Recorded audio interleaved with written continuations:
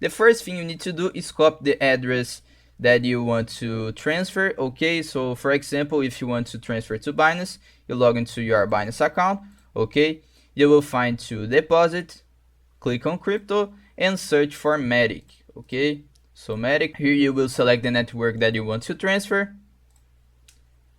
and here you will copy the wallet that you want to send your MATIC. After that, you need to log your Trust Wallet account.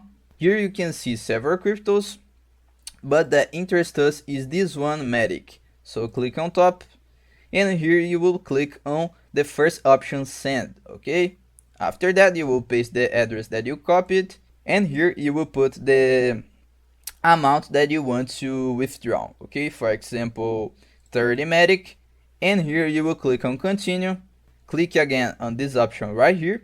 Okay, confirm your action, and that's it, you already withdrawn MATIC from Trust Wallet.